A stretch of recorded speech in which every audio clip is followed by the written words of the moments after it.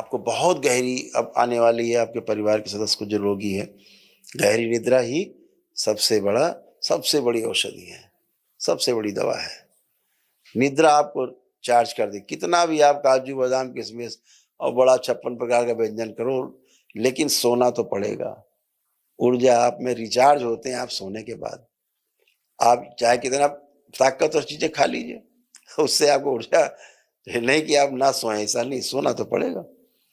तो निद्रा गहरी चाहिए तो गहरी निद्रा हो जाएगी। जो निद्रा नहीं आती थी, खूब गहरी निद्रा आएगी। अब माँ का चित्र अपने घर में रखो, जो बना हुआ है माता का विग्रह है, माँ महाकाली का एक फोटो है, बाबा माँ की लगी हुई है, बीच में माँ की एक फोटो है, माँ महाकाली की। ऐसे यहाँ से एक चित्र लेकर के अपने घर में रख करके संकल्प प्रार्थना करें, तब करें। रोज प्रातः काल जो आपके घर में रोगी है उसको दर्शन कराएं, उसको प्रणाम कराएं, अपनी प्रार्थना करें कि माँ हमारा आज का दिन शुभ हो। रोज यही प्रार्थना करनी है कि माँ हमारा आज का दिन शुभ हो। ऐसे हर दिन शुभ होता जाएगा तो पूरा जीवन शुभ हो जाएगा। ऐसे प्रार्थना करके अपनी स्मृतियां हैं उनको नष्टीकरण करना है। दूसरा, एक बात ध्यान रखनी, भोजन।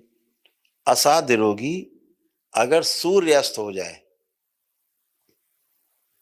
तो फिर चाहे जितनी भूख लगी हो, फिर भोजन नहीं करे। जितना भोजन करना है, जो भी करना है, सूर्य अस्त होने के 1 घंटे आधे घंटे पहले तक भोजन कर ले। इसके बाद फिर अगले दिन प्रातःकाल ही भोजन करे, और उस समय उसको बहुत कस के भूख लगेगी। आपको पता है भोजन करने का जो सबसे सही समय है वो प्रातःकाल 9 से 10 बजे के बीच में है। आयुर्वेद भी यही कहता है।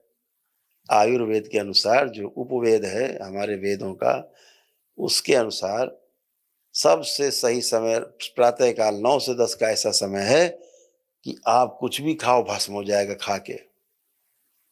फिर बताया गया कि दोपहर बाद बहुत हल्का भोजन करना है। जो सुबह कर लिया खूब कस के, उसके बाद दोपहर बाद वाला भोजन हल्का करना है, और रात्रि में फिर नहीं करना है। वो सबसे नहीं करना है, मतलब नहीं करना है।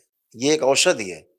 तो जो दिन भर में आपके शरीर में आपने इकट्ठा किया है, रात भर में व्यवस्था कर लेता है शरीर, उसको पचा लेता है, आपके शरीर में रस धातुओं को पुष्ट करता है, और आपको आपकी इम्यूनिटी को बढ़ाता है, आपकी जीवनी शक्ति को बढ़ाता है, जीने की जो शक्ति है उसको बढ़ा देता है। ये आपको करना है। ये बहुत बड़ी औषधि है कि अगर हम सूर्यास्त के पश्चात फिर जल के अलावा फिर हम कुछ भी नहीं खाएंगे, तय कर लिया कुछ नहीं खाएंगे। ये जरूर इस बात को ध्यान रखें। अंकुरित अनाज का प्रयोग करें। अनाज को, जैसे चना है या मोठ है, या जो भी थोड़ी मेथी वगैरह जिसे लोग कर देते हैं, अंकुरित कर देते हैं, अंकुरित किया हुआ अनाज थोड़ा सा खाने की कोशिश करें। कम पचता हो तो डाल करके उसमें कढ़ाई में, और उसको ढक्कन से ढक करके हल्का सा पानी के छींटे दे करके हाफ बॉयल कर लिया तो आराम से कुचल जाएगा। वैसे ना खा सकते हो तो उसको पीस करके, हल्का बॉयल करके पीस करके, और उसकी रोटी बना करके उसी खिला दीजिए, अंकुरित अनाज की। ये भी फायदा करेगा आपको। लेकिन कच्चा खा लेना सबसे ज्यादा फायदेमंद है, अंकुरित होकर के। अगर मेवा वगैरह कोई खिलाएं तो पहले भिगो करके उसको पूरा 8-10 घंटे रखें, जल में भीग जाए, अंकुरित हो जाए, फिर से हरा हो जाए तो खाना चाहिए, तभी वो आपके शरीर में लगता है। इस बात को ध्यान रखो। दूध अगर गाय का ना हो, कौन सी गाय? देशी गाय, ये जर्सी गाय नहीं, देशी गाय का दूध अगर आपके पास नहीं है तो जो कैंसर के रोगी हैं, दूध की तरफ देखें नहीं। जो कैंसर के रोगी, अगर गाय का, देशी गाय का दूध नहीं है, तो अगर देशी गाय का है तो बहुत सुंदर, लेकिन उसमें भी सावधानी रखनी है।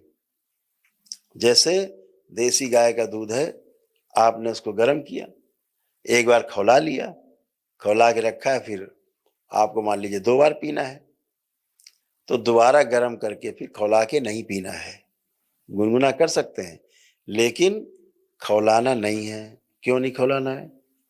दोबारा आपने अगर दूध को खौलाया तो वो एसिडिक हो जाएगा, शरीर में आपके गैस उत्पन्न करेगा, वायु उत्पन्न करेगा और शरीर की व्यवस्था को जो एसिडिक है उसको बढ़ा देगा। एक बार तक का दूध उबाला हुआ वो लगभग लगभग अल्कलाइन की पोजीशन में रहता है। इसी प्रकार दही जमाएं तो दही को भी जो है ऐसा ना हो कि एक बार उबाल के रख दिया फिर दही जमाते समय फिर उबाल दिया और फिर उसका दही जमा दिया, ये दही एसिडिक होगा, अम्लीय हो जाएगा क्षारीय के स्थान पे। तो अगर दोबारा जमाना, एक बार का खौला हुआ दूध रखा है, दोबारा उसको दही जमाना है तो केवल बॉयल ना होने पाए, गर्म करके हल्का सा उसको दही के लिए जमा सकते हैं। उस दही का प्रयोग किया जा सकता है। अंकुरित अनाज है, दही, ये सब चीजें। लेकिन गाय के दूध से ही निर्मित, देसी गाय के दूध से निर्मित ये वस्तु हो। कैंसर के रोगी ना ही खाएं तो बहुत अच्छा।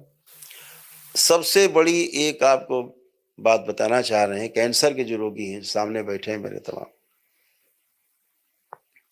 अगर आप 2 चीजें छोड़ दें तो कैंसर आपका कुछ उखाड़ नहीं सकता। 2 चीजें अगर कड़ाई से छोड़ दें, एक चीज है जिसका नाम है मिठाई, शक्कर, शक्कर से बनी वस्तुएं, मीठी चीज एकदम छोड़ दें। कसम खा ले कि हमें छूना नहीं है। जब तक हम स्वस्थ नहीं हो जाएंगे तब तक नहीं खाएंगे।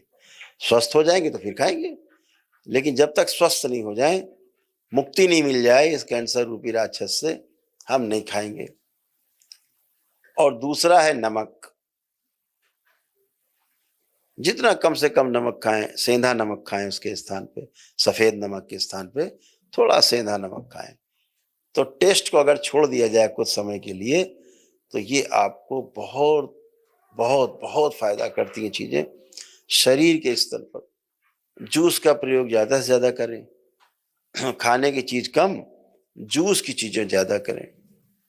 गेहूं है, चावल है, इससे बचें खाने से, इन सब से बच जाएं। नहीं खाना है हमें अनाज। दालें ले सकते हैं आप, दालें खा सकते हैं। तो ऐसे चीजों को आप अगर अपना लेंगे जीवन में तो सोने पे सुहागा है। और आपको फिर, मुझे ऐसा लगता है कि दरबार ने जो प्रक्रिया आपकी कराई वो तो है ही आपके साथ, और जैसे ही आप ये करते हैं तो आपका इम्यून सिस्टम और मजबूत होता है, बहुत ताकतवर होता है। तो ये सब आप कर सकते हैं। इस बात का विशेष ध्यान रखें।